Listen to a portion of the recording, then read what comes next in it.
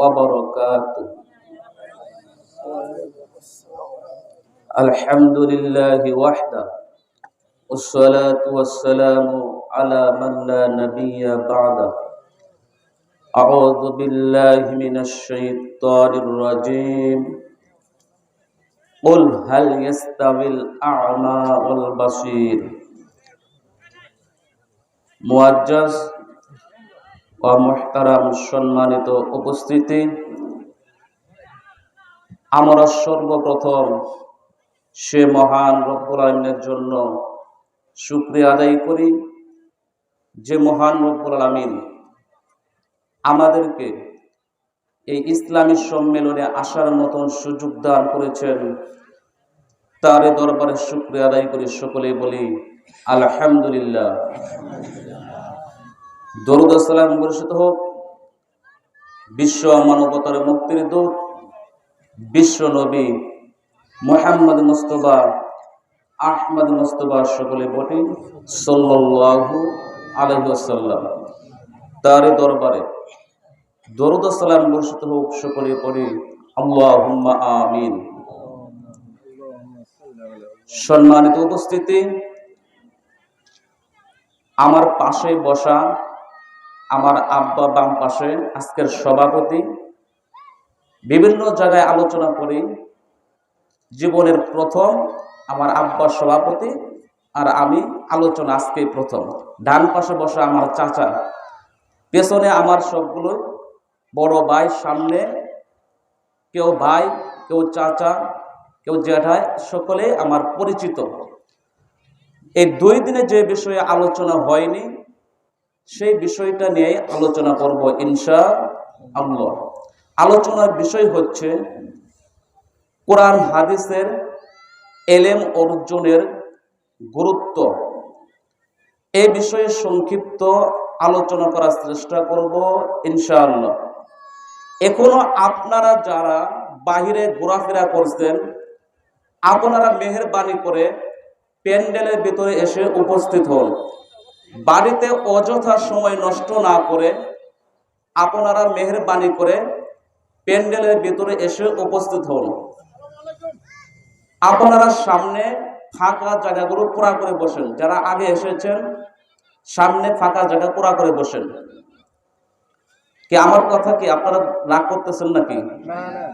দীর্ঘ 12 বছর পরে এই ইসলামী সম্মেলন, তাতে কি আপনারা খুশি না বেজার? কি বলেন? এই মাহফিল কি এবছরই শেষ হোক, সামনে না হোক, এটা চান নাকি নিয়মিত প্রত্যেক বছর হোক এটা চান? কাজেই সকলেই আমরা আনন্দিত যে দীর্ঘ 12 বছর পরে এত সুন্দর একটা পরিবেশ করার আল্লাহ তাআলা সুযোগ দিয়েছেন। বলছিলাম কোরআন হাদিসের এলেম অর্জন করতে হলে লেখাপড়া করতে হয়। আমরা যে লেখাপড়া করব, লেখা এবং পড়া, এর প্রমাণ কোথায় আছে? লিখতে হলে লাগে কলম।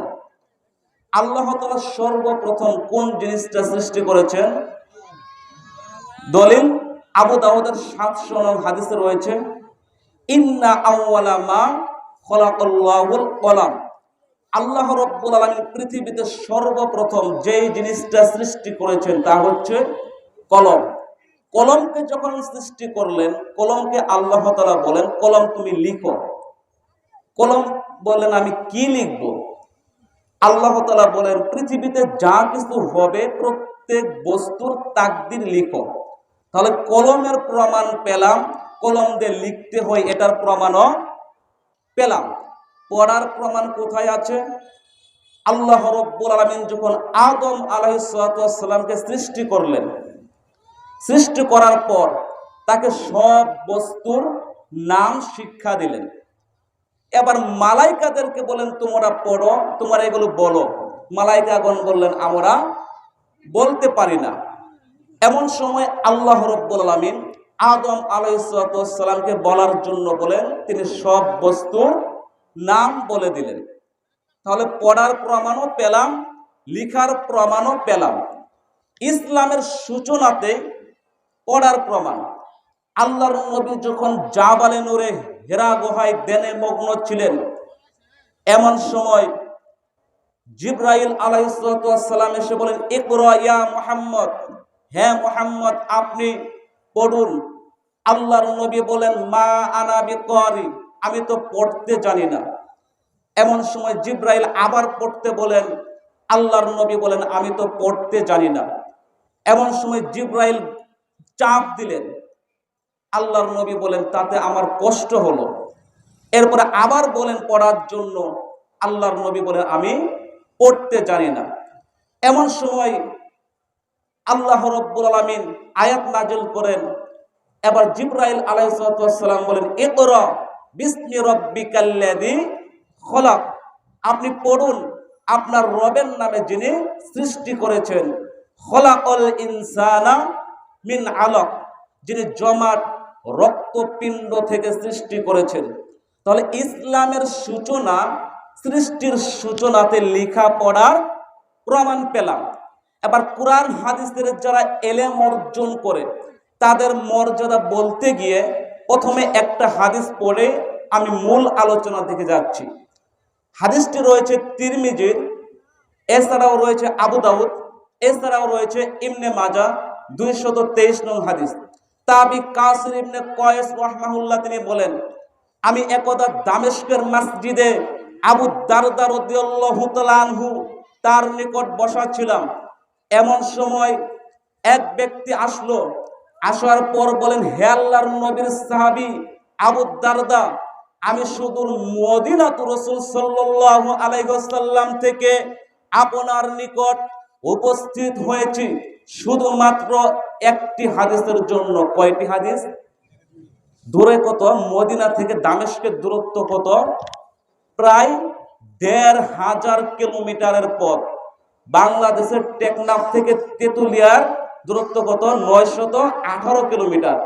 বাংলাদেশের এক কানি থেকে আরেক কিনারায় এর থেকেও বেশি, প্রায় ১৫০০ কিলোমিটারের পথ অতিক্রম করে কিসের জন্য এসেছেন? একটি হাদিসের জন্য।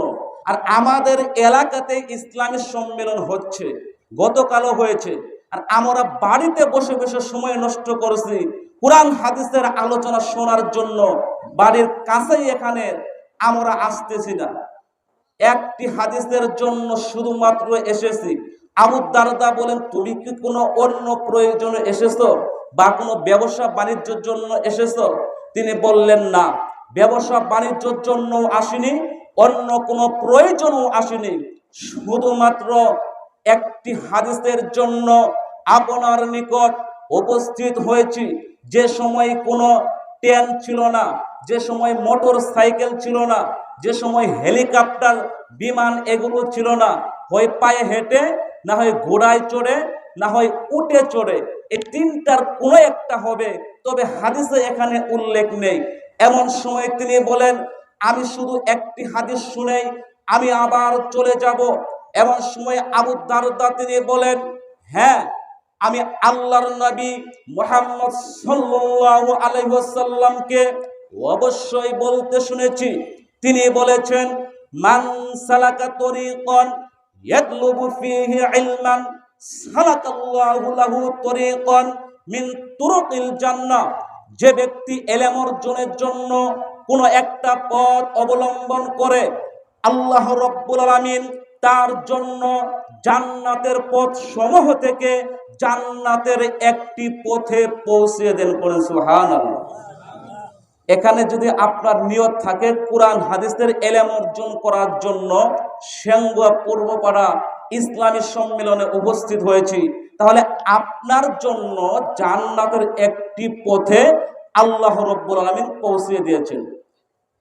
এরপরে আবু দারদা তিনি বলেন, আমি আল্লাহর নবীকে আরো বলতে শুনেছি, তিনি বলেছেন, যারা ইলম অর্জনের জন্য কোনো একটা পথ অবলম্বন করে তাদের জন্য আল্লাহ রাব্বুল আলামিনের মালায়েকাগণ তাদের ডানাগুলো দ্বারা তারা ডেকে থাকেন। এরপরে ইলম অর্জনকারীর জন্য আসমানে যারা রয়েছেন তারা দোয়া করে, জমিনে যারা রয়েছেন তারা দোয়া করে, চন্দ্র সূর্য গ্রহ নক্ষত্র পৃথিবীতে যা কিছু রয়েছে সবাই তো দোয়া করে করেই পানির পেটে থেকে মাছ পর্যন্ত তার জন্য দোয়া করে। আপনার যদি নিয়ত থাকে কুরআন হাদিসের ইলম অর্জনের জন্য এখানে উপস্থিত হয়েছেন, আপনার জন্য এই সামিয়ানা দোয়া করে, আপনার জন্য এই মোবাইল দোয়া করে, আপনার জন্য এই মাইক দোয়া করে, আপনার জন্য এই জায়গা দোয়া করে, আপনার জন্য এই চেয়ার দোয়া করে, আপনার জন্য এই টেবিল দোয়া করে, আপনার জন্য এই লাইট দোয়া করে। যেহেতু বিশ্ব নবী বলেছেন আসমান জমিনে যা কিছু রয়েছে সবাই দোয়া করে, এবং কি পানির পেটে থেকে মাছ পর্যন্ত তার জন্য দোয়া করে। এরপরে আল্লাহর নবী বলেন ইলম অর্জনকারীর মর্যাদা সাধারণ ব্যক্তির তুলনায় পূর্ণচন্দ্রের ফজিলত সাধারণ তারকা মাঝে যেমনি যখন রাত্রিতে পূর্ণিমা চন্দ্র উদয় হয় মানুষের দৃষ্টি তারকার দিকে যায় না, মানুষের দৃষ্টি পড়ে চন্দ্রের দিকে। এরপরে বিশ্ব নবী বলেন আল উলামাউ ওয়ারাসাতুল আম্বিয়া, আলেমগণ হচ্ছেন নবীগণের উত্তরাধিকারী। নবী রাসূলগণ তারা কোনো দিনার দিরহাম টাকা পয়সা এগুলো রেখে যান না, তারা শুধু রেখে যান এলেম। সুতরাং যে ব্যক্তি এলেম গ্রহণ করলো সে পূর্ণ একটা অংশ গ্রহণ করেছে। সুবহানাল্লাহ। তাহলে এখানে যারা কোরআন হাদিসের ইলম অর্জনের জন্য উপস্থিত হয়েছেন, আপনার জন্য আসমান জমিনে সকলেই দোয়া করেন। আমাকে সময় দেওয়া হয়েছে 10টা পর্যন্ত। এই সময়ের ভেতরে ইলম অর্জনের মর্যাদা নিয়ে কয়েকটি কথা বলবো, আপনারা তো মনোযোগের সঙ্গে শ্রবণ করতে পারবেন, কি বলেন? ইনশাআল্লাহ। কোরআন হাদিসের যারা ইলম অর্জন করে তাদের জন্য আল্লাহ রাব্বুল আলামিনের কাছে অনেক মর্যাদা। সময় অনুযায়ী 10টা পর্যন্ত যা বলতে পারি অন্তত 40টা তাদের জন্য মর্যাদা রয়েছে। কয়টি? 1 নাম্বার যে মর্যাদা, যারা কোরআন হাদিসের ইলম অর্জন করে, মরমে হাদিস আত-তারগিব ওয়াত তারহিবের 100 নং হাদিসের ভিতর রয়েছে হুযায়ফা ইবনুল ইয়ামান রাদিয়াল্লাহু তাআলা আনহু তিনি বলেন ক্বালা ক্বালা রাসূলুল্লাহি সাল্লাল্লাহু আলাইহি ওয়াসাল্লাম ফাদলুল ইলমি খায়রুন মিন ফাদলিল ইবাদা। ইলম অর্জনকারীর মর্যাদা সাধারণ ব্যক্তির তুলনায় অনেক গুণে বেশি। সাধারণ ব্যক্তি যারা বাড়িতেই বসে আছে আর যারা এখানে বসে কোরআন হাদিসের ইলম অর্জনের জন্য আমরা বসে আছি, তাদের মর্যাদা অনেক ব্যবধান রয়েছে। যারা কোরআন হাদিসের ইলম অর্জন করে তাদের 2 নাম্বার যে মর্যাদা, হাদিসটি রয়েছে আত-তারগিব ওয়াত তারহিবের 105 নং হাদিসের ভিতর রয়েছে সফওয়ান ইবনুল আসাল মুরাদি রাদিয়াল্লাহু তাআলা আনহু তিনি বলেন আতাইতুন নাবিয়্যা। আমার সামনে যারা বসে আছে আমার কথা কি বুঝতে কষ্ট হচ্ছে? আল্লাহর নবী একদা মিম্বারে ওঠার সময় 3 বার আমিন বলছিলেন। হাদিসটা মসজিদের খতিব সাহেব অনেক বলেছে, আমরা সকলেই জানি। তিরমিজি 3545, এছাড়া মুস্তাদরাক হাকিমের 7256 নং হাদিস। 3 বারের একবার কারণ ছিল যার সামনে মুহাম্মদ সাল্লাল্লাহু আলাইহি ওয়াসাল্লামের নাম উচ্চারণ করা হলো, সে শুনলো, শোনার পরেও কমপক্ষে সংক্ষিপ্ত দরুদ বলতে পারলো না, সে ধ্বংস হয়ে যাক, সে ব্যক্তি ক্ষতিগ্রস্ত হয়ে যাক। এমন সময় আল্লাহর নবী আমিন বলছিলেন। আর আল্লাহর নবীর আমিন বলা মানে দোয়া কবুল। কোনো সন্দেহ আছে? তাহলে রাসূলুল্লাহর নাম যখনই শুনবেন কি পড়তে হবে? সাল্লাল্লাহু আলাইহি ওয়াসাল্লাম।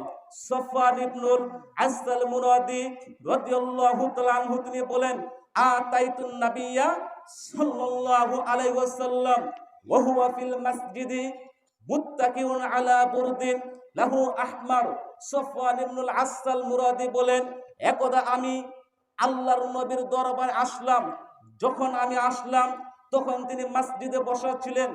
এমন সময় আমি আল্লাহর নবীকে বললাম ফাকুলতু ইয়া রাসূলুল্লাহ সাল্লাল্লাহু আলাইহি ওয়াসাল্লাম ইন্নী জিতু আতলুবুল ইলম, আমি আপনার নিকট ইলম অর্জনের জন্য উপস্থিত হয়েছি।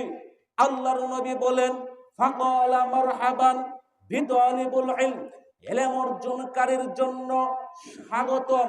ইন্না তালিবাল ইলমু তাহুফুহুল মালাইকাতু বিআজনিহাতিহা, নিশ্চয়ই ইলম অর্জনকারীকে আল্লাহ রাব্বুল আলামিনের মালাইকাগণ তাদের ডানাগুলো দ্বারা ডেকে থাকেন। সুম্মা ইয়ারকাবু বা'দুহুম বা'দান হাত্তা ইয়াবলুগুস সামাআদ দুনিয়া, অতঃপর তারা পরস্পর ঘিরে আকাশের দিকে যেতে থাকে।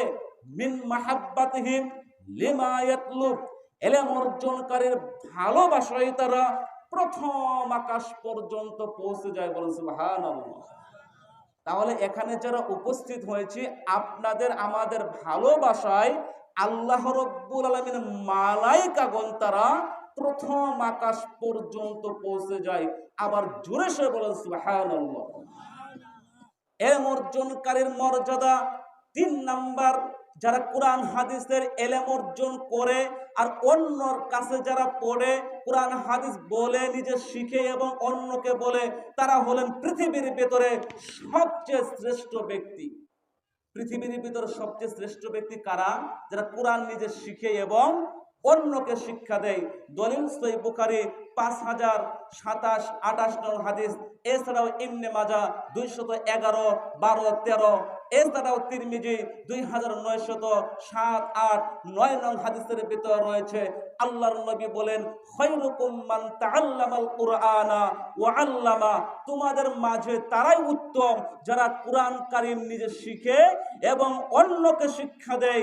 আল্লাহর নবী বলেন, আমি নবী ঘোষণা দিলাম, তারাই হলেন পৃথিবীর ভিতরে সবচেয়ে শ্রেষ্ঠ ব্যক্তি। বলেন সুবহানাল্লাহ।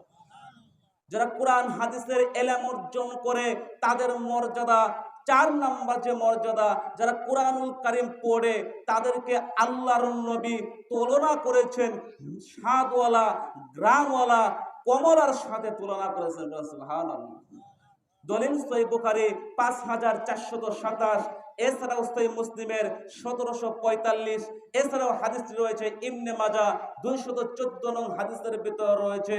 আবু মুসা আশআরী রাদিয়াল্লাহু তাআলা আনহু তিনি বলেন, ক্বালা ক্বালা রাসূলুল্লাহ সাল্লাল্লাহু আলাইহি ওয়াসাল্লাম, মাতালুল মুমিনিল্লাযী ইয়াকরাউল কুরআন, যে মুমিন কোরআন পাঠ করে তার উদাহরণ হচ্ছে, তার দৃষ্টান্ত হচ্ছে কামাতালিল উতরুজ্জা, কমলার মতন, রিহুহা তাইয়্যিবুন ওয়া তা'মুহা তাইয়্যিবুন, যেই কমলার ঘ্রাণ চমৎকার, যেই কমলার স্বাদ মজাদার। কমলার ঘ্রাণও আছে এবং কমলার স্বাদও আছে। এরপরে আল্লাহর নবী বলেন, ওয়া মাতালুল মুনাফিকিল্লাযী ওয়া মাতালুল মুমিনিল্লাযী লা ইয়াকরাউল কুরআন, যে মুমিন কোরআন পাঠ করে না তার উদাহরণ হচ্ছে, তার দৃষ্টান্ত হচ্ছে কামাতালিত তামারি, খেজুরের মতন, লা রিহালাগা, যেই খেজুরের কোনো ঘ্রাণ নেই, ওয়া তা'মুহা তাইয়্যিবুন ওয়া তা'মুহা হুলুন, তবে খেজুরের স্বাদ আছে। স্বাদ আছে না? খেজুরের স্বাদ মিষ্টি, কিন্তু তার কোনো ঘ্রাণ নেই। কেন? সে কোরআন পাঠ করে না। তার স্বাদ কেন আছে? সে মুমিন, ঈমান আছে, সেই জন্য তার স্বাদ আছে। কিন্তু মুমিন যদি কোরআন কারীম পাঠ করে তার ভেতরে ঘ্রাণও আছে এবং স্বাদও আছে। আর কোন মুনাফিক যদি কোরআন পাঠ করে তার উদাহরণ দিতে গিয়ে আল্লাহর নবী বলেন, ওয়া মাতালুল মুনাফিকিল্লাযী ইয়াকরাউল কুরআন, যে মুনাফিক কোরআন পাঠ করে তার উদাহরণ হচ্ছে, তার দৃষ্টান্ত হচ্ছে কামাতালির রাইহানা, শস্য ফুলের মতন, রিহুহা তাইয়্যিবুন ওয়া তা'মুহা মুররুন, যে শস্য ফুলের ঘ্রাণ আছে না, যে শস্য ফুলের ঘ্রাণ আছে, তবে স্বাদ তিতা। স্বাদ আছে? কোনো স্বাদ নেই। কেন? তার ভেতরে কোনো ঈমান নেই। তবে মুনাফিক কোরআন পাঠ করে, সেই জন্য তার ভেতরে ঘ্রাণও আছে। আর কোন মুনাফিক যদি কোরআন পাঠ না করে তার উদাহরণ দিতে গিয়ে আল্লাহর নবী বলেন, ওয়া মাতালুল মুনাফিকিল্লাযী লা ইয়াকরাউল কুরআন, যে মুনাফিক কোরআন পাঠ করে না তার উদাহরণ হচ্ছে, তার দৃষ্টান্ত হচ্ছে কামাতালিল হামদালাতি, মাকাল ফলের মতন, লাইসা লাহা রিহুন ওয়া তা'মুহা মুররুন, যেই মাকাল ফলের কোনো স্বাদ নেই, যেই মাকাল ফলের কোনো গ্রাম নেই, তাহলে আল্লাহ রাব্বুল আমিন যেন আমাদের সকলকে স্বাদওয়ালা, গ্রামওয়ালা, ইমানদার, কমলার মতন স্বাদওয়ালা, গ্রামওয়ালা ইমানদার হওয়ার তৌফিক দান করে। সকলে বলি আল্লাহুম্মা আমিন। যারা কোরআন পাঠ করে তাদের মর্যাদা কয়টি বলছিলাম? 40টি। তার ভিতরে কয় নাম্বার বললাম? আপনারা কি শুনতেছেন নাকি? শ্রোতা হতে হলে কথাগুলো মনোযোগের সঙ্গে শ্রবণ করতে হবে, এবং কি কথাগুলো প্রথমে মনোযোগ থাকতে হবে, তারপরে ভালো করে শুনতে হবে। এমনিতে শুনে গেলাম, বাড়িতে যাওয়ার পরে বললাম কি শুনছি জিজ্ঞাসা করলে বলতে পারি না, তাহলে শুনেও তো লাভ নেই। কাজে শোনার সময় মনোযোগ থাকতে হবে। মনোযোগ যদি থাকে তাহলে যেটা শুনলাম সেটা আমলের চেষ্টা করতে হবে। কোরআনুল কারীম যারা তেলাওয়াত করে তাদের মর্যাদা 4 নাম্বার বললাম। 5 নাম্বার যে মর্যাদা, তারা আল্লাহ তাআলার কাছে নির্বাচিত বান্দাদের অন্তর্ভুক্ত হয়ে যান। সুবহানাল্লাহ। দলিল সহিহ বুখারী 71 নং হাদিসে রয়েছে, আল্লাহর নবী মুহাম্মদ সাল্লাল্লাহু আলাইহি ওয়াসাল্লাম তিনি বলেন, মান ইরিদিল্লাহু বিহি খায়রান ইফাক্কিহু ফিদ্দিন।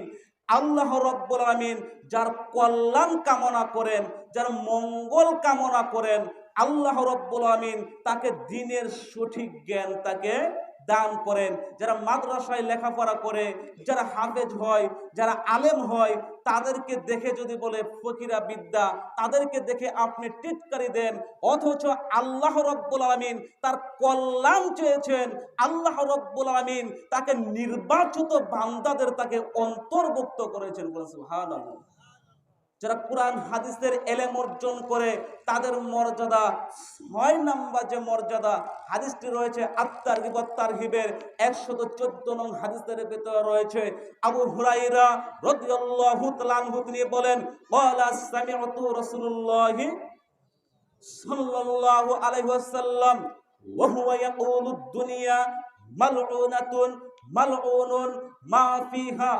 আবু হুরায়রা রাদিয়াল্লাহু তাআলা আনহু তিনি বলেন, আমি আল্লাহর নবীকে বলতে শুনেছি পৃথিবী অভিশপ্ত, আর এই পৃথিবীর ভেতরে যা কিছু আছে সবই অভিশপ্ত, তবে ইল্লা যিকরাল্লাহ, আল্লাহ তাআলার জিকির অভিশপ্ত নয়। আল্লাহ তাআলার জিকির কি?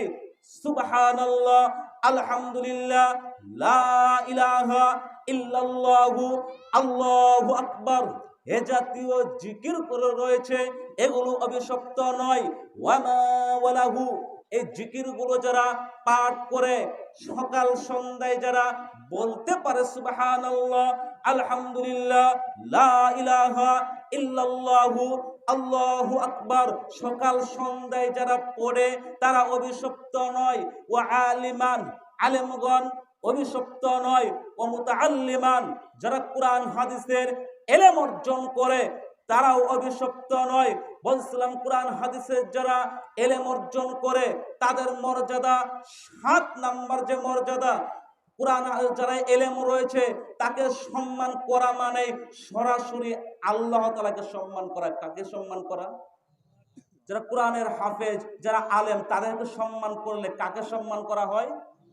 আল্লাহ তাআলাকে সম্মান করা হয়। দলিল আবু দাউদের 4843 নং হাদিসের ভিতরে রয়েছে, আবু মুসা আশআরী রাদিয়াল্লাহু তাআলা আনহু তিনি বলেন, ক্বালা ক্বালা রাসূলুল্লাহি সাল্লাল্লাহু আলাইহি ওয়াসাল্লাম, ইন্না মিন ইজলালিল্লাহি ইকরামাদিশ শাইবাতিল মুসলিম, বৃদ্ধ মুসলিমকে সম্মান করা। যাদের দাড়ি পেকে গিয়েছে এমন বৃদ্ধ মুসলিম তাদেরকে সম্মান করা। 2 নম্বরে ওয়া হামিলুল কুরআন, কুরআনের ধারক বাহক।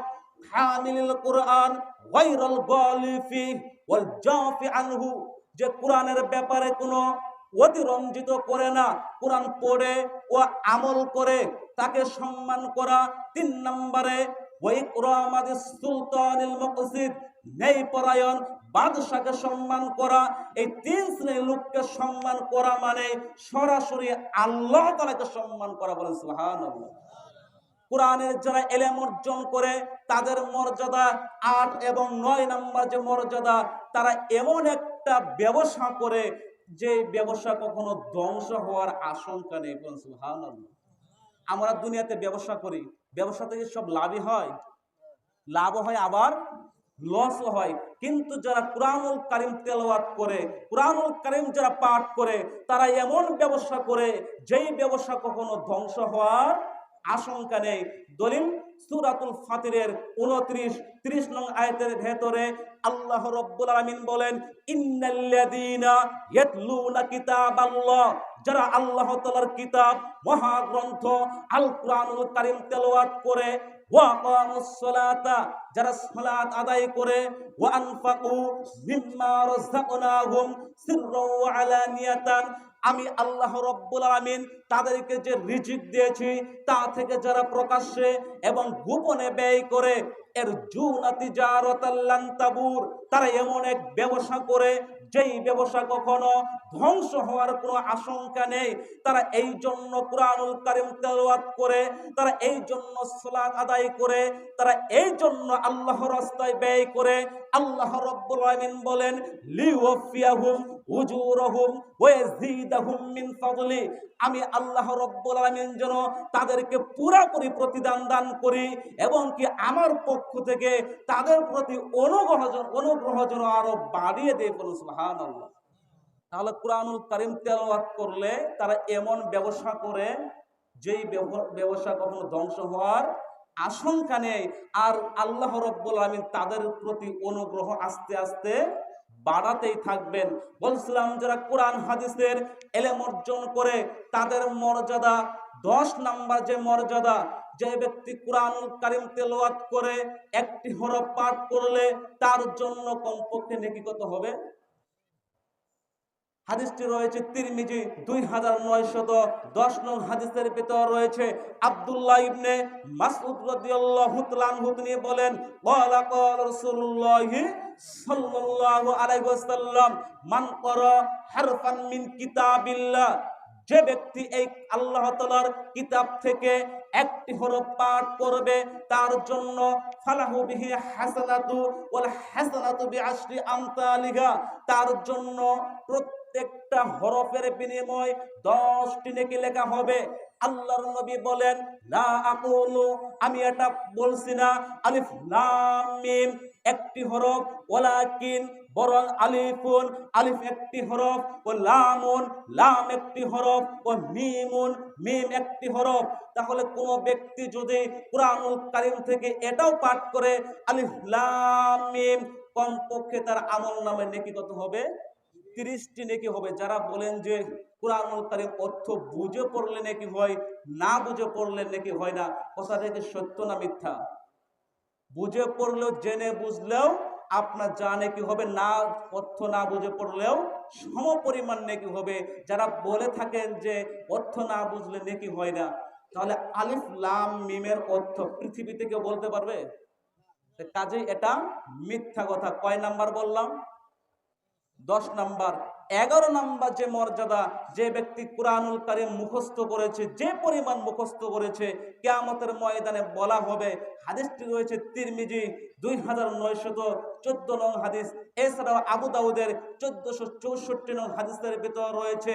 আব্দুল্লাহ ইবনে আমর রাদিয়াল্লাহু তাআলা আনহু তিনি বলেন, ক্বালা ক্বালা রাসূলুল্লাহি সাল্লাল্লাহু আলাইহি ওয়াসাল্লাম, ইকালু লিসাহিবিল কুরআন, কিয়ামতের ময়দানে কুরআনুল কারীমে যারা অধ্যয়ন করেছে তাকে কিয়ামতের ময়দানে ডাক দেয়া বলা হবে, ইকরা, তুমি পাঠ করতে থাকো, ইকরা ওয়ারতাকি, আর তুমি উপরে উঠতে থাকো, ওয়ারাতিল কামা কুনতা তুরাতিল ফিদ দুনিয়া, তুমি যেমন ভাবে কুরআনুল কারীম ধীরে সুস্থে দুনিয়াতে পাঠ করতে, আজকে তুমি পাঠ করতে থাকো আর তুমি উপরে উঠতে থাকো।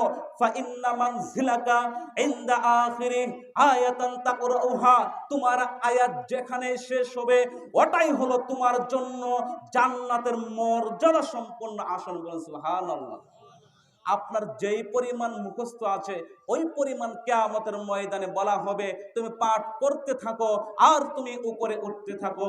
যারা কুরআনুল কারীম শুরু থেকে শেষ পর্যন্ত মুখস্থ করেছে তাদেরকে সূরা ফাতিহা থেকে শেষ হবে মিনাল জিন্নাতি ওয়ান নাস যখন শেষ হবে ওটাই হবে তার জন্য উচ্চ মর্যাদা সম্পন্ন আসন। জোরে সুরে বলুন সুবহানাল্লাহ। আমরা একটা তাকবীর দিয়ে আশপাশের লোকজন যেন এসে বুঝতে পারে যে লোকজন এখানে কেমন হয়েছে। লিল্লাহে তাকবীর, লিল্লাহে তাকবীর। বলছিলাম কোরআন হাদিসের যারা ইলম অর্জন করে তাদের মর্যাদা কয় নাম্বার? 11 নাম্বার। 12 নাম্বার যে মর্যাদা, যারা কুরআনুল কারীম মুখস্থ করে বা কুরআনুল কারীম পাঠ করে তারা সরাসরি আল্লাহ তাআলার পরিবার। কার পরিবার? আল্লাহ তাআলা কি কোনো ছেলে মেয়ে আছে? তাহলে এটা কেন এক নিসবত অর্থে বোঝানো হয়েছে। যেমন বাইতুল্লাহ কার ঘর? বাইতুল্লাহ আল্লাহর ঘর। তার মানে কি বাইতুল্লাহতে আল্লাহ তাআলা মাঝে মাঝে এসে রেস্ট নেন বা বসেন এমন কি? তার মানে আল্লাহর ঘর বলতে বোঝানো হয়েছে বাইতুল্লাহ ঘরটা এমন, অন্য ঘরে যদি কেউ দুরাকাত বাইতুল্লাহতে যদি কেউ দুরাকাত সালাত আদায় করে অন্য ঘরে 1,00,000 রাকাত সালাত আদায়ের নেকি আল্লাহ রাব্বুল আমিন তার আমলনামায় দিয়ে দিবেন। সুবহানাল্লাহ। আরেক বর্ণনা রয়েছে বাইতুল্লাহতে যদি কেউ 2 রাকাত সালাত আদায় করে তাকে এমন নেকি দেওয়া হবে যে নেকির কোনো হিসাবই নেই, বেহিসাবি। তার মানে ওটা আল্লাহর ঘর বলতে ওই ঘরের মান মর্যাদা অনেক বেশি। তার মানে যারা কুরআনুল কারীম তেলাওয়াত করে তারা কার পরিবার? আল্লাহর পরিবার। দলিল ইবনে মাজাহ 215 নং হাদিসের ভিতর রয়েছে আনাস ইবনে মালিক রাদিয়াল্লাহু তাআলা আনহু তিনি বলেন ক্বালা ক্বাল রাসূলুল্লাহ সাল্লাল্লাহু আলাইহি ওয়াসাল্লাম ইন্না লিল্লাহি আহলিনা মিনান নাস। মানুষের মধ্যে কিছু মানুষ রয়েছে যারা আল্লাহর পরিবার। আল্লাহর নবী যখন বলেন মানুষের মধ্যে কিছু মানুষ রয়েছে যারা আল্লাহর পরিবার, এমন সময় আল্লাহর নবীকে এবার সাহাবায়ে কেরাম বলেন হে আল্লাহর নবী মানহুম, তারা কারা যারা আল্লাহর পরিবার? আল্লাহর নবী বলেন হুম আহলুল কুরআনি ওয়া আহলুল্লাহি ওয়া খাসাতুহু। যারা কুরআনুল কারীম পাঠ করে কুরআনুল কারীম যারা অধ্যয়ন করে তারা আল্লাহর পরিবার এবং আল্লাহ তাআলার বিশেষ আস্থাভাজন বান্দাদের অন্তর্ভুক্ত হয়ে যায়। বলুন সুবহানাল্লাহ। আমরা দুনিয়াতে বলি না যে অমুক মেয়রের কাছের লোক বা অমুক এমপি মন্ত্রীর কাছাকাছি, বলে না? যারা কুরআনুল কারীম তেলাওয়াত করে কোরআনের সাথে যার সম্পর্ক তারা কার কাছাকাছি? আল্লাহর কাছাকাছি এবং আল্লাহর বিশেষ আস্থাভাজন বান্দাদের অন্তর্ভুক্ত হয়ে যায়। বলুন সুবহানাল্লাহ। কুরআনুল কারীম যারা তেলাওয়াত করে তাদের মর্যাদা কয় নাম্বার বললাম? 12 নাম্বার। আপনাদের একটু জিজ্ঞাসা করছি সেজন্য তো রাগ করতেছেন না। জিজ্ঞাসা করার কারণটা কি হয়তো আপনারা ঘুমাইছেন কিনা বা আলোচনা শুনতেছেন কিনা, এলাকার ছেলে কি বলতেছে এমনি সময় কাটাচ্ছে কিনা সেজন্য একটু জিজ্ঞাসা করছি। আমার পরবর্তী আলোচক 10টায় এসে করবেন, এ পর্যন্ত যে কয়টা পারি সেজন্য বলছে 12 নাম্বার। 13 নাম্বার যে মর্যাদা কুরআনুল কারীম যারা তেলাওয়াত করে, হাদিসটি রয়েছে সহিহ ইবনে হিব্বানের 114 নং হাদিসের ভিতর রয়েছে আল্লাহর নবী মুহাম্মদ সাল্লাল্লাহু আলাইহি ওয়াসাল্লাম তিনি বলেন আল কুরআনু শাফিউন মুশাফফাউন। কুরআন সুপারিশকারী এবং সুপারিশকারী, যার সুপারিশ গ্রহণ করা হবে। কুরআন বিতর্ককারী এবং বিতর্ককারী, যার বিতর্ক গ্রহণ করে কিয়ামতের ময়দানে বান্দাকে জান্নাতে প্রবেশ করে দেওয়া হবে। বলেন সুবহানাল্লাহ। কুরআনুল কারীম আমরা যারা এখন পর্যন্ত আমরা নিজেরা পারি না, অবশ্যই মুখস্থ আপনারা শেখার চেষ্টা করবেন। আপনার সন্তানদেরকে আপনি হাফেজ বানানোর চেষ্টা করবেন। বিশেষ করে দেখুন কিয়ামতের ময়দানে কি বলা হবে। হাদিসটি রয়েছে মুসনাদে আহমদের 22,950, এছাড়া মুসনাদে আহমদের 23,000 নং হাদিসের ভিতর রয়েছে আবু হুরায়রা রাদিয়াল্লাহু তাআলা আনহু তিনি বলেন আল্লাহর নবী মুহাম্মদ সাল্লাল্লাহু আলাইহি ওয়াসাল্লাম তিনি বলেছেন কিয়ামতের ময়দানে কুরআনুল কারীম যারা মুখস্থ করেছে, এই কুরআনুল কারীম একটা সুন্দর যুবকের আকৃতি নিয়ে তার সামনে উপস্থিত হবে আর বলবে ইন্নাল কুরআন ইয়ালকা সাহিবাহু ইয়াউমাল কিয়ামা। কুরআনুল কারীম সামনে উপস্থিত হয়ে বলবে হাল তারিফুনি, তুমি কি আমাকে চেনো? এবার লোকটা বলবে আমি তো চিনি না।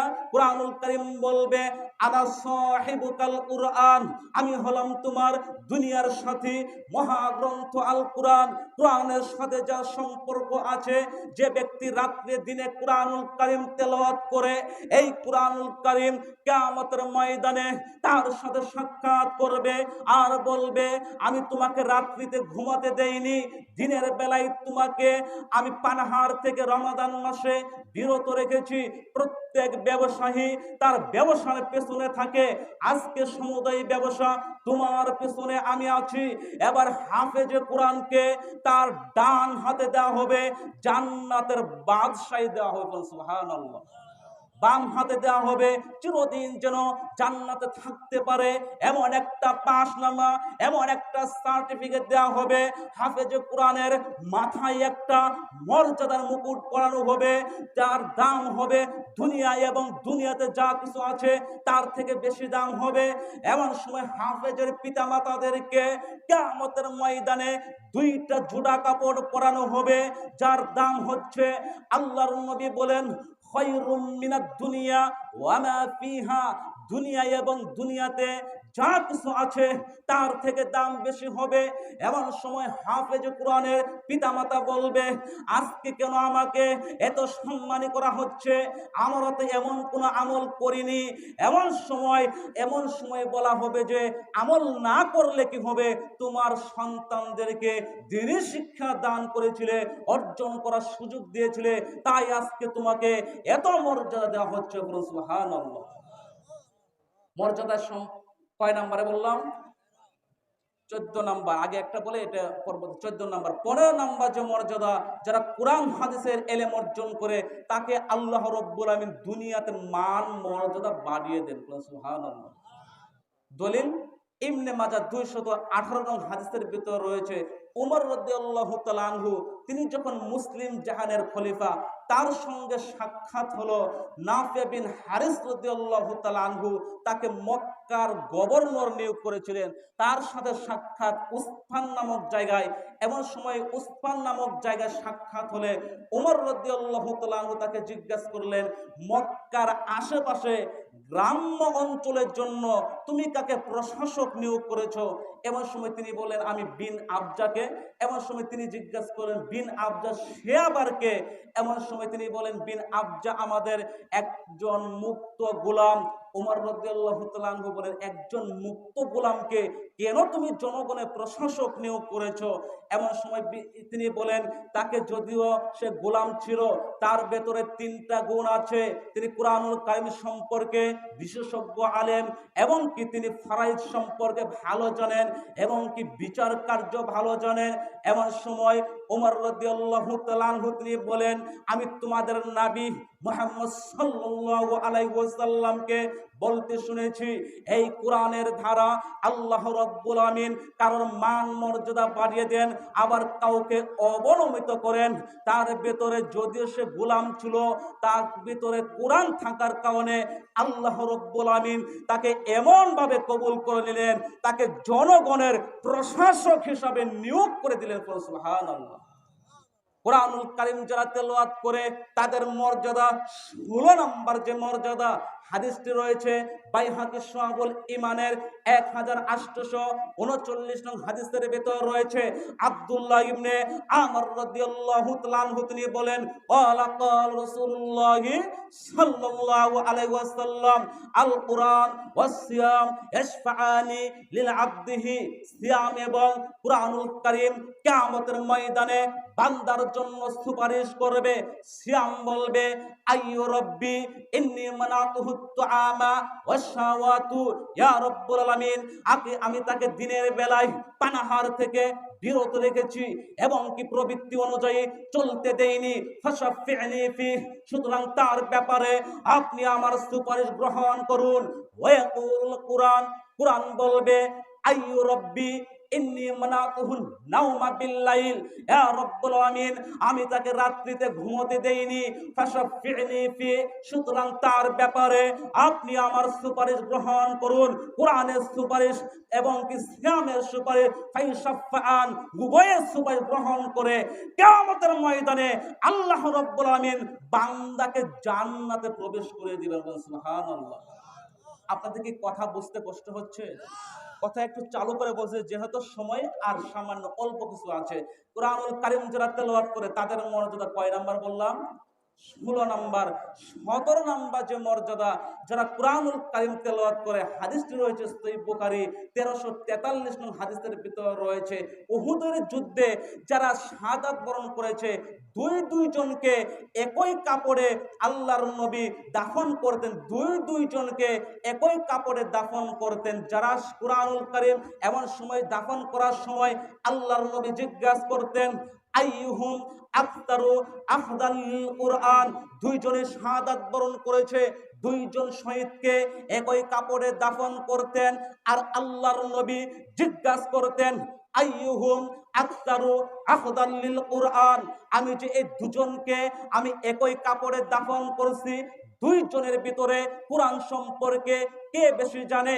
আল্লাহর নবীকে এবার সাহাবায়ে কেরাম বলতেন, আইয়ুহুম আকসারু আই ফাইজা উশরালাহু ইলা আহাদিহিমা, এই দুজনের ভিতরে উনি কোরআন সম্পর্কে বেশি জানে। এমন সময় আল্লাহর নবীকে যখন জানানো হলো আল্লাহর নবী যিনি কোরআন সম্পর্কে বেশি জানে তাকে মর্যাদা দিয়ে আগে দাফন করতেন। বলে সুবহানাল্লাহ। দুইজনের শহীদ কোরআন বেশি জানার কারণে আগে দাফন করতেন, অথচ আল্লাহর নবী বলেন, আনা শহীদুন আলা হাউলাই ইয়াউমাল কিয়ামা, শহীদদের জন্য কিয়ামতের ময়দানে আমি নবী মুহাম্মদ সাল্লাল্লাহু আলাইহি ওয়াসাল্লাম সাক্ষী দিব। শহীদদের ব্যাপারে তিনি নিজে সাক্ষী দিবেন বলেছেন। এরপরেও যিনি কোরআন সম্পর্কে বেশি জানেন দুইজনের ভিতর তাকে আগে মর্যাদা দিয়ে দাফন করতেন। সুবহানাল্লাহ। এরপরে কয় নাম্বার বললাম?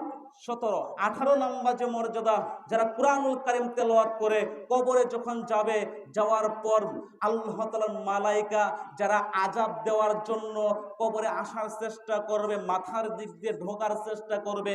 আত-তারগীব ওয়াত-তারহিবের 3561 নং হাদিসে রয়েছে, যখন মাথার দিক দিয়ে আসার চেষ্টা করবে এমন সময় কোরআনুল কারীম দাঁড়িয়ে যাবে, আমি এখানে আছি, তুমি এখানে যাওয়ার সুযোগ পাবে না। এখন বলুন তো, কোরআনুল কারীমের পাওয়ার বেশি নাকি আল্লাহ তাআলার মালায়েকার পাওয়ার বেশি? কোরআন কার কালাম? আল্লাহর কালাম। আল্লাহ তাআলা মালায়েকা যখন সামনে দাঁড়িয়ে যাবেন এমন সময় আর মালায়েকা যাওয়ার সুযোগ পাবে না। কবর কেমন জায়গা? কবর খুব ভয়াবহ জায়গা, কবর খুব জটিল জায়গা। কবরে এমন শাস্তি হয়, কিছুক্ষণ একটু বলি কবরের শাস্তিটা কেমন। বারা ইবনে আযব রাদিয়াল্লাহু তাআলা আনহু তিনি বলেন যে হাদিসটি রয়েছে মুসনাদে আহমদের মিশকাতের 1542 নং হাদিসের ভিতর রয়েছে। বারা ইবনে আযব রাদিয়াল্লাহু তাআলা আনহু তিনি বলেন, আল্লাহর নবীর সঙ্গে আমরা এক জানাজায় গেলাম। যখন জানাজায় গেলাম তখন কবর খোঁড়া হয়নি। এমন সময় আল্লাহর নবী বসে গেলেন। আল্লাহর নবী যখন বসে গেলেন আমরাও তার আশপাশে চুপচাপ বসে গেলাম। আমরাও এমন ভাবে বসে গেলাম যেন আমাদের মাথায় পাখি বসে আছে। এমন সময় আল্লাহর নবী দাঁড়িয়ে বললেন, কবর খুব ভয়াবহ জায়গা, কবর থেকে তোমরা, কবরের শাস্তি থেকে আল্লাহ তাআলার নিকট পরিত্রাণ চাও। একথা আল্লাহর নবী 2 বার অথবা 3 বার বলেন। বলার পর বলেন, মুমিন ব্যক্তি যখন ইহকাল ত্যাগ করে যখন পরকালের দিকে অগ্রসর হয় এমন সময় জান্নাত আসমান থেকে একদল মালায়েকা আসেন, যাদের চেহারা যেন সূর্যের মতন ঝকঝকে। তাদের হাতে থাকে জান্নাতের কাফন সমূহের একটি কাফন থাকে, তাদের হাতে থাকে জান্নাতের খুশবু সমূহের একরকম খুশবু থাকে। এমন সময় মালাকুল মউত তার কাছে বসার পর বলেন, হে পবিত্র আত্মা, বের হয়ে আসো, তোমার জন্য রয়েছে আল্লাহ তাআলার পক্ষ থেকে ক্ষমা ও সন্তুষ্টি। এই বলে যখন মালাকুল মউত ডাক দেয় বলেন, সঙ্গে সঙ্গে তার দেহ থেকে আত্মা সহজেই বের হয়ে আসে। যেমন এভাবে মশক থেকে, কলসি থেকে পানি ঢাললে পানি পড়তে কষ্ট লাগে, সহজেই পড়ে যায়, এভাবে সহজেই বের হয়ে আসে। কিন্তু যখন বের হয়ে আসে, মালাকুল মউত নিজের হাতে সামান্য সময়ের জন্য রাখতে পারে না। কেন? ওই যে একদল ঝকঝকে সুন্দর মালাইকা, তাদের হাতে জান্নাতের কাফন, তাদের হাতে জান্নাতের খুশবু, ওই খুশবু তো রাখেন এবং কেউ উপরের দিকে উঠতে থাকেন। যখন উপরে উঠতে থাকেন, আরেক দল মালাইকার সঙ্গে সাক্ষাৎ হয়, তারা বলে নিয়ে পবিত্র আত্মা কার। এভাবে প্রশ্ন উত্তর চলতেই থাকে। চলতে চলতে যখন প্রথম আসমানের দরজা খুলতে চাওয়া হয়, সঙ্গে সঙ্গে তার জন্য দরজা খুলে দেওয়া হয়।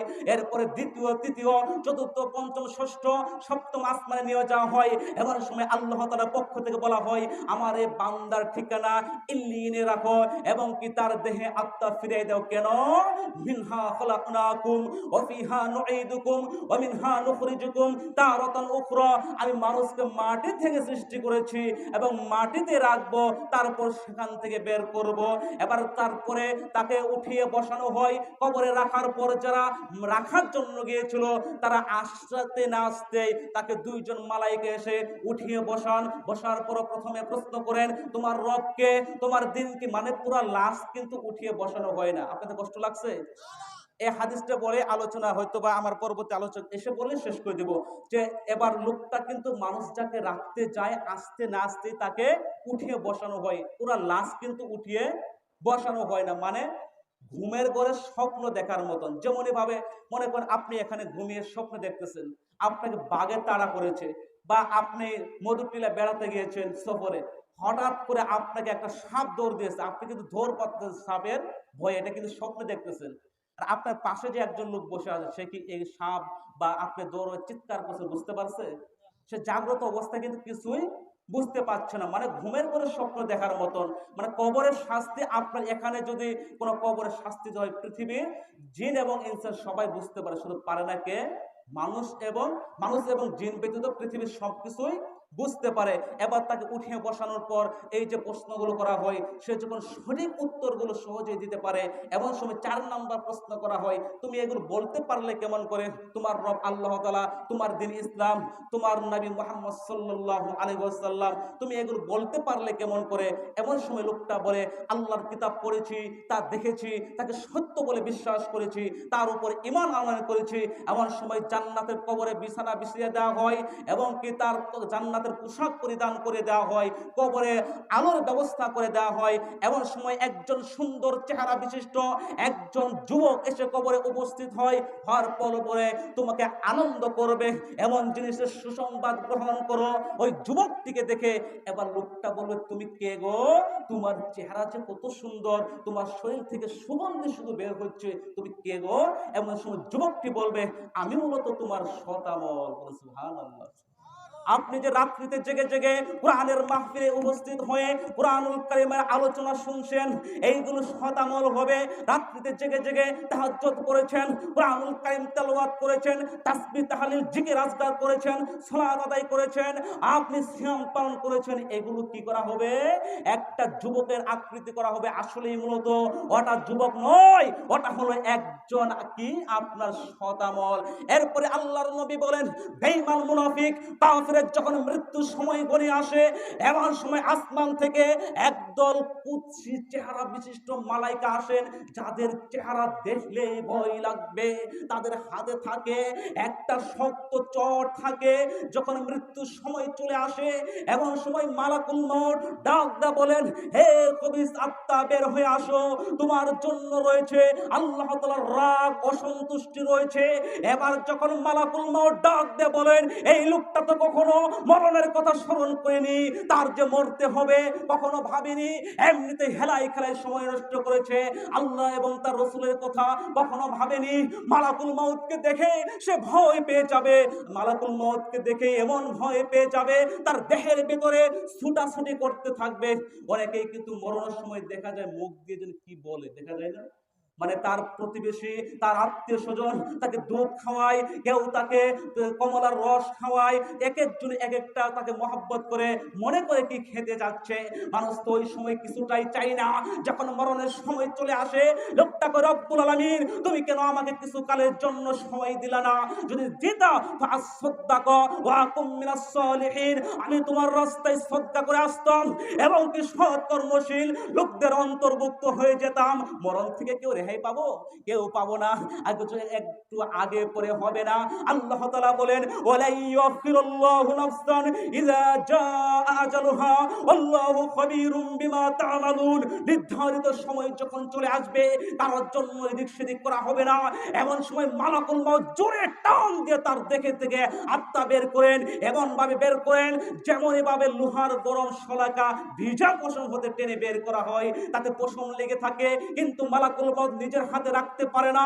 এরা ওই যে একদল মালাইকা রয়েছেন যাদেরকে দেখলেই ভয় লাগবে, তাদের হাতে শক্ত চট রয়েছে, ওই চটের ভিতরে জড়িয়ে রাখেন, তারপরে উপরে উঠতে থাকেন। তার আত্মা থেকে এত দুর্গন্ধ বের হয়, যখন উপরে উঠতে থাকেন আরেকদল মালাইকা বলেন এত খবিস আত্মা, এত খারাপ আত্মা, কার আত্মা? বলা হয় দুনিয়াতে যে সমস্ত খারাপ নামে ডাকা হতো, বলা হয় অমুকের পুত্র, অমুকের আত্মা। এভাবে উপরে উঠতে থাকে, প্রশ্ন তো চলতেই থাকে। প্রথম আসমানের দরজা খোলা চাওয়া হয়, কিন্তু খোলা হয় না। এ কথা বলার পর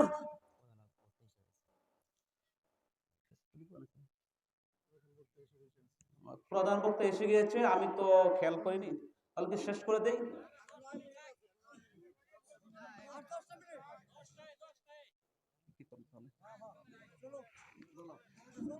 কি আপনারা কি মেহমান বসিয়ে রেখে আসলে কথা বলা ঠিক হবে না? আচ্ছা যাই হোক, এমন তো এই হাদিসটা শেষ করে দিই না। এরপর যখন প্রথম আসমানের দরজা খোলা হয়, খুলতে চাওয়া হয়, খোলা হয় না।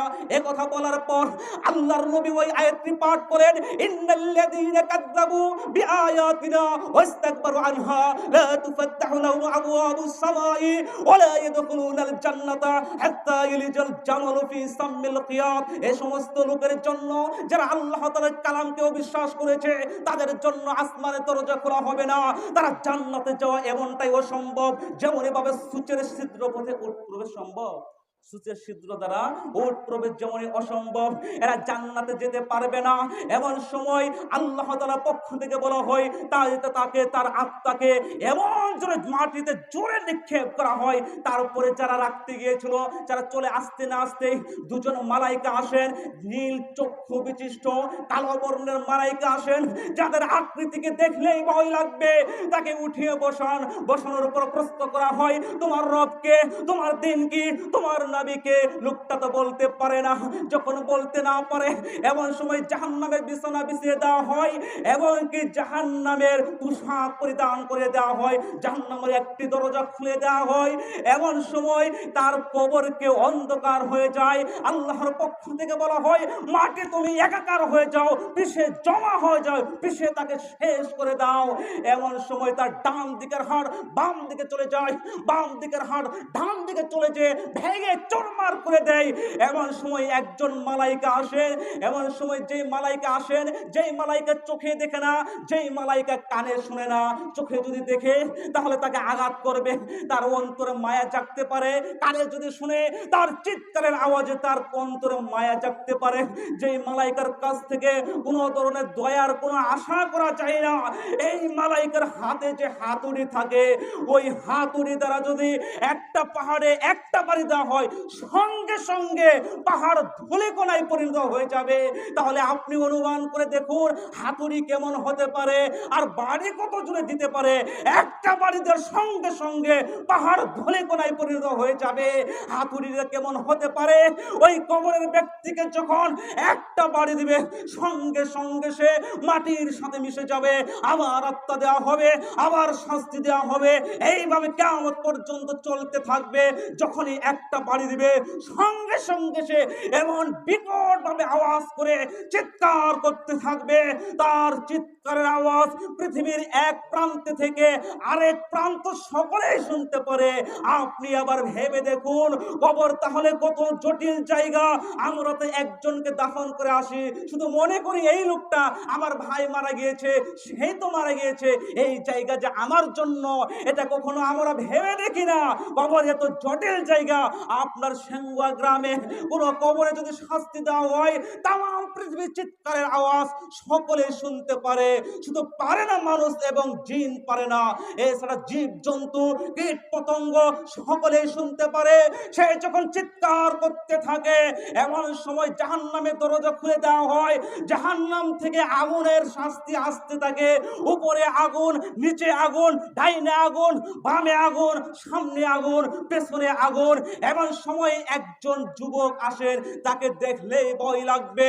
কুৎসি চেহারা বিশিষ্ট, তার শরীর থেকে শুধু দুর্গন্ধ বের হয়। এমন সময় কবরের ব্যক্তি বলে, কে গো তুমি? তোমাকে দেখেই ভয় লাগে, আর তোমার শরীর থেকে শুধু দুর্গন্ধ বের হচ্ছে, তোমার চেহারা যে কত কুৎসি। এই কথা যখন এই কবরের ব্যক্তি বলে, এমন সময় যুবকটি বলে, আমি তো তোমার মূলত সেই বদামল। বলেন নাউজুবিল্লাহ। আসলেই কিন্তু একটা যুবক নয়, সারা জীবন খারাপ কাজ করেছি, শুধু আমরা ইসলামের বিরোধিতা করেছি, তাদেরকে কবরের ভিতরে শাস্তি দেওয়া হবে। কবরের শাস্তি নিয়ে আরো কথা থাকলেও সামনের দিকে যাচ্ছি না, যেহেতু প্রধান আলোচক এসে গিয়েছেন। আল্লাহ রাব্বুল আমিন যেন আমাদের সবাইকে বিশেষ করে কোরআন এবং সহিহ হাদিস মোতাবেক আমল করার তৌফিক দান করেন। সকলে বলি আল্লাহুম্মা আমিন। প্রধান বক্তাকে বসিয়ে রেখে কথা বলাও ঠিক হচ্ছে না। প্রধান আলোচকের এলাকায় আমি কয়েকদিন আগে গিয়েছিলাম, সেখানে প্রধান বক্তা হয়ে গিয়েছিলাম। যখন আলোচনা করলাম, শুরুতে যা ছিল শেষ পর্যন্ত মানুষজন একজন লোক উঠিয়ে চলে যায়নি। সে যেহেতু আমাদের এলাকায় এসেছে, কাজে তাকে রেখে আপনারা কি চলে যাবেন না শুনবেন? সকলে শুনে শেষ করে যাবেন। আর আমার জন্য দোয়া করবেন। আল্লাহর রহমতে সারা বাংলাদেশ আলহামদুলিল্লাহ অনেক জায়গাতে, রংপুর, দিনাজপুর, নীলফামারী এবং ঢাকার সামনে মাহফিল আছে, সব জায়গায় আল্লাহর রহমতে প্রধান বক্তা হয়ে আল্লাহর রহমতে নিয়ে যায়। কাজে আমাদের সকলকে যেন আল্লাহ রাব্বুল আমিন যে অল্প কয়েকটি কথা বললাম কোরআনের ফজিলত নিয়ে, আসলে সেদিকে না যাইতে পারলাম না, যে কয়েকটি কথা বললাম, বিশেষ করে আল্লাহ রাব্বুল আমিন যেন আমাদের সবাইকে কোরআন এবং সহিহ হাদিস মোতাবেক আমল করার তৌফিক দান করেন। সকলে বলি আল্লাহুম্মা আমিন। আসসালামু আলাইকুম ওয়া রাহমাতুল্লাহ।